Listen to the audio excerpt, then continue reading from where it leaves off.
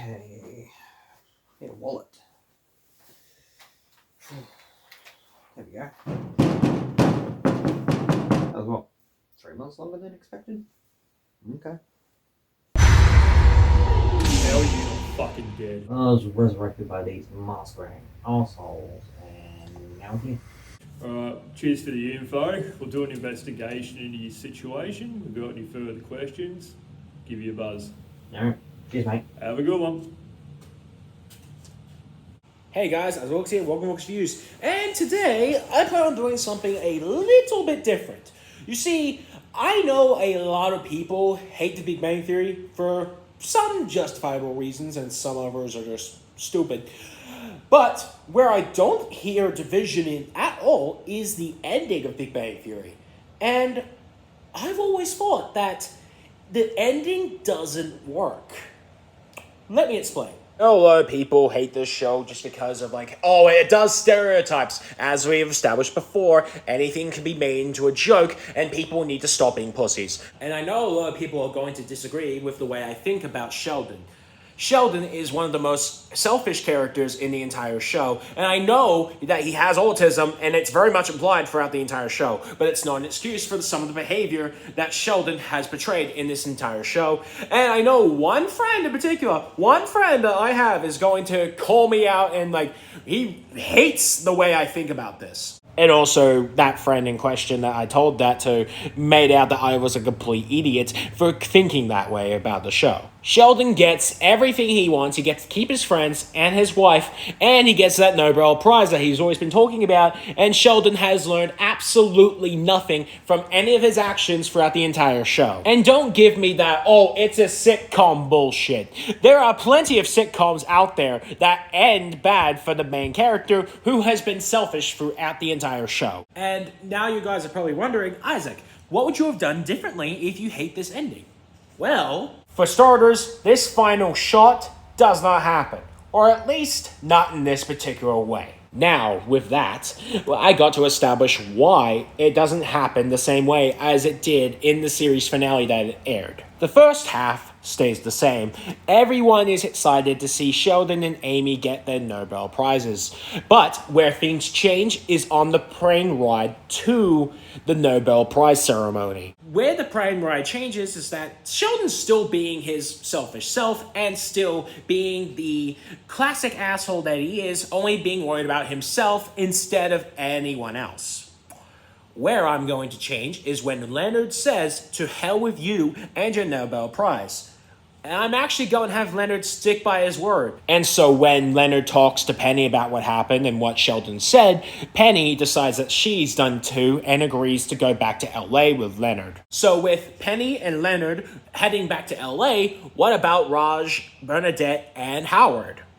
Well, with Howard and Bernadette getting a call from Stuart like they did in the original version, and they realize that Stuart is a complete and utter fucking retard when it comes to babysitting children, and so they decide to leave too. And Sheldon, like in the original version, decides to be a complete asshole, and they actually head back and think about their kids before Sheldon. And so, with Bernadette and Howard also leaving, what about Raj? With this, there is two options. There's the funny version and the depressing version. We're going to go over the funny version for this. Raj gets lost and is surrounded by tons and tons and tons of women, and he is lost from the rest of the group, and everyone else is gone.